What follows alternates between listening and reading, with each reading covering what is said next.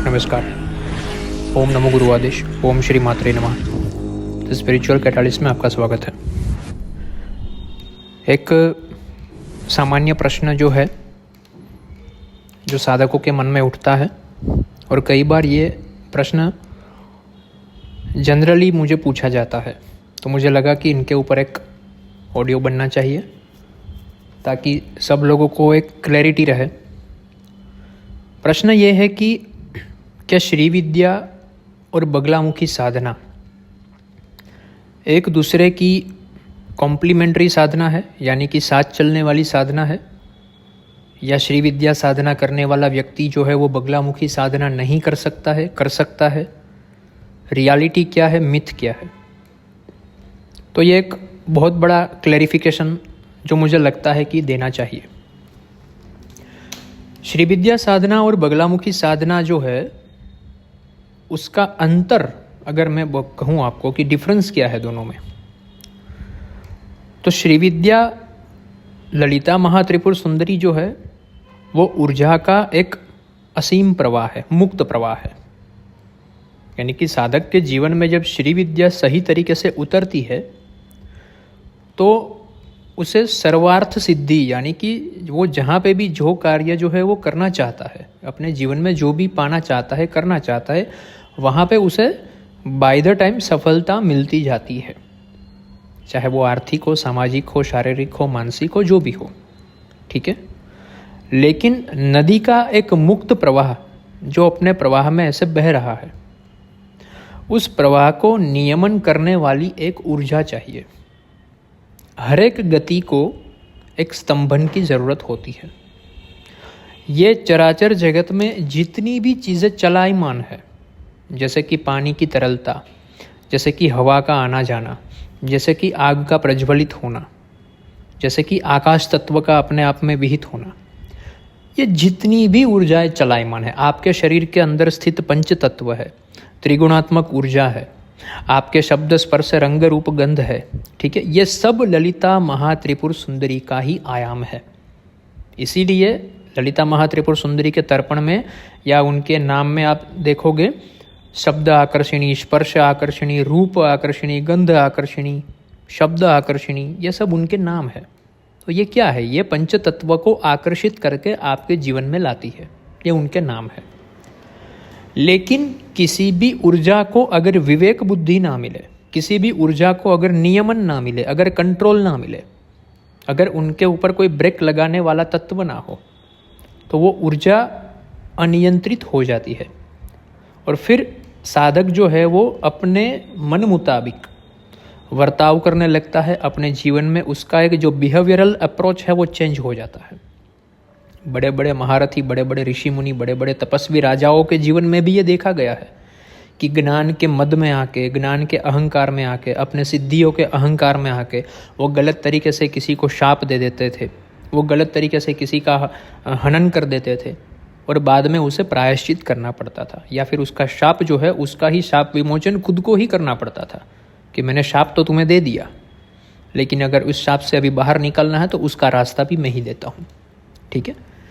तो यानी कि उनका मतलब ये हुआ कि आपके जीवन में जब शक्ति का प्रवाह जो है वो मुक्त तरीके से बहता है आपके साधना के बल से, आपके साधना के प्रभाव से, तब कोई ऐसी ऊर्जा चाहिए जो उनको नियंत्रित करे, उनको स्ट्रीमलाइन रखे, उनको क्रिएटिव फॉर्म में ही रखे, डिस्ट्रक्टिव फॉर्म में ना रखे। तो यहाँ पे जो शब्द आता है वो है स्तंभन, और वो स्तंभन की देवी बगलामुखी है। माँ बगलामुखी के प्रागट्य के बारे में कथा है कि ये दुनिया में एक बार वातक्षोभ हुआ था। वातक्षोभ यानी कि स्टॉर्म, जिसको हम बोलते हैं ना कि तूफान। वातावरण में इतना बड़ा बदलाव आया था पृथ्वी के स्तर पे कि वो बदलाव कुछ सालों तक चला, और वातक्षोभ के कारण कई सारे जीव जो है वो मरते गए, कई सारे वृक्ष धराशायी हो गए, कई सारे स्थल है वहाँ पे जल हो गया, जल है वहाँ पे स्थल हो गया, और देवता भी परेशान हो गए कि ये ऊर्जाओं का जो आंदोलन चला पूरी पृथ्वी पे, एक तूफान चला, और उनके वजह से पृथ्वी जो है उनका रसातल जाने लगा। तब पृथ्वी के पालन करता यानी कि भगवान विष्णु वो भगवान विष्णु ने माँ ललिता त्रिपुर सुंदरी की साधना की, और माँ ललिता त्रिपुर सुंदरी की साधना करने के बाद जब माँ ललिता प्रकट हुई तो उनके हृदय से एक पीला प्रकाश निकला, और वो पीला प्रकाश और भगवान विष्णु के हृदय से भी एक पीला प्रकाश निकला। उनके संयोजन से माँ बगलामुखी का आविर्भाव हुआ, उनका प्रागट्य हुआ।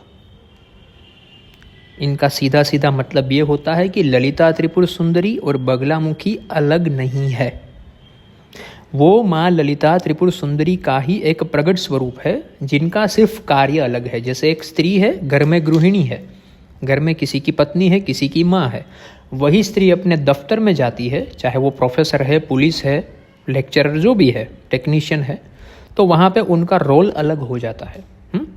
कोई स्त्री अगर शिक्षिका है तो अपने बच्चे को जिस तरह से ट्रीट करेगी वो भाव से वो अपने दूसरे स्कूल के बच्चों को पढ़ाएगी, लेकिन वहाँ पे एक अनुशासन चाहिए, वहाँ पे एक डिसिप्लिन चाहिए बच्चों के ऊपर। खुद का बच्चा अगर उसके कंधे पे कूदेगा तो कुछ बोलेगी नहीं, लेकिन स्कूल में ऐसा कोई बच्चा करेगा तो वो अलाउ नहीं कर सकती, क्योंकि वो जगह कौन सी है, वहाँ पे अनुशासन चाहिए, वहाँ पे डिसिप्लिन चाहिए। तो बगलामुखी जो है वो मुक्त प्रवाह को स्तंभित करके कंस्ट्रक्टिव वे में डाइवर्ट करती है। तो माँ बगलामुखी का जब प्रागट्य हुआ तो ये पृथ्वी पे पूरा वातक्षोभ जो था वो स्थिर हो गया। इसीलिए इस देवी को स्तंभन की विद्या कहा गया है। शास्त्र में आप जब भी ब्रह्मास्त्र शब्द पढ़ते हो या उनका उच्चारण सुनते हो, वो बगलामुखी महाविद्या है। बहुत जल्द मेरा एक पूरा बृहद एक पॉडकास्ट ही आने वाला है, इनके ऊपर चर्चा होने वाली है बगलामुखी ब्रह्मास्त्र विद्या पे, कि भूतकाल में किन किन महानुभावों ने इस विद्या को साधा था, किस तरह से हुआ था, ये होने वाला है।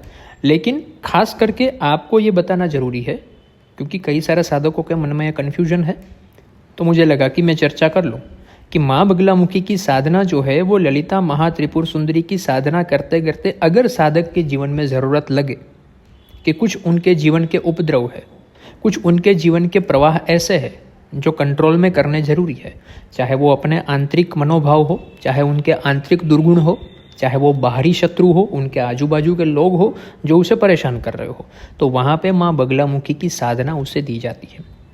यह मुख्यतः स्तंभन का कार्य करती है, और स्तंभन यानी आपके दुर्विचारों का स्तंभन, आपके दुर्गुणों का स्तंभन, आपके आजू बाजू में अगर कोई ऐसे प्रगट चेतना है जो आपको दूषित कर रही है, जो आपके भविष्य को बिगाड़ रही है, तो उनका स्तंभन, आपके दोषों का स्तंभन, चाहे वो वास्तु दोष हो, प्रेत दोष हो, पितृदोष हो, ग्रह दोष हो, कुछ भी हो, तो सर्वस्तंभन कारिणी विद्या जो है वो माँ बगलामुखी की ब्रह्मास्त्र विद्या है। इसीलिए उसे पीताम्बरा कहा गया है। पित्त यानी कि पीला, यानी कि प्रकाशमय, यानी कि ज्ञानमय, यानी कि सहस्त्र सूर्य के तेज समान जो एकमात्र देवी है वो माँ बगलामुखी है। तो इनके अलग अलग मंत्र है, त्रिअक्षरी मंत्र, एकाक्षरी मंत्र से लेके त्रिअक्षरी मंत्र, उनके बाद सहस्त्र अक्षरी मंत्र तक उनकी विद्या जो है वो विस्तारित है। श्रीविद्या साधना से बहुत अलग क्रम जो है वो माँ बगलामुखी की साधना का क्रम है। श्रीविद्या साधना एक क्रम दीक्षा का विषय है, इसी तरह से माँ बगलामुखी की साधना भी एक क्रम दीक्षा का विषय है। श्रीविद्या साधना में जो है उनके शिव जो है वो कामेश्वर स्वरूप में है, माँ बगलामुखी की साधना में उनके जो शिव है वो त्र्यंबक स्वरूप में है। श्रीविद्या साधना में महागणपति उनके तांत्रिक गणपति है, माँ बगलामुखी की साधना जो है उसमें उनके जो गणपति है वो हरिद्रा गणपति है, और पीले जो रंग है वो साधना में प्रधान है। जहाँ वहाँ श्री ललिता त्रिपुर सुंदरी की साधना में लाल रंग जो है वो प्रधान है। लाल रंग जो है वो एक तरह से रक्त को दर्शाता है, ठीक है, तरलता को दर्शाता है। इंसान के शरीर में अगर खून सूख जाए तो क्या होगा, वो पूरा एकदम से सिकुड़ जाएगा, ऊर्जा विहीन हो जाएगा। इसलिए ललिता ऊर्जा की देवी है मुख्यतः, और उसी ऊर्जा को इस तरह से नियमन में रखना कि वो किसी का विध्वंस ना करे, वो सिर्फ और सिर्फ सर्जन करे, वो बगलामुखी का काम है। तो ये दोनों में ऐसे देखा जाए तो फर्क नहीं है।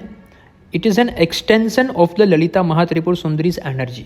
इस तरह से आप बोल सकते हो कि जैसे अगर मैं आपको 1000 सीसी की बाइक दे दूं, लेकिन वो बाइक में अगर ब्रेक ही नहीं है तो फिर क्या करोगे आप? बाइक अच्छे से दौड़ेगी लेकिन कहीं पे तो टकरा जाएगी। इसीलिए वो स्तंभन विद्या जो है वो सीखना जरूरी होता है। तो ये आज के लिए इतना ही, थोड़ा एक सरफेस लेवल पे मैंने क्लैरिटी दिया है। जब समय मिलेगा तो इसके ऊपर हम डिटेल में लेक्चर करेंगे। ओम नमो गुरु आदेश। ओम श्री मात्रे नमः।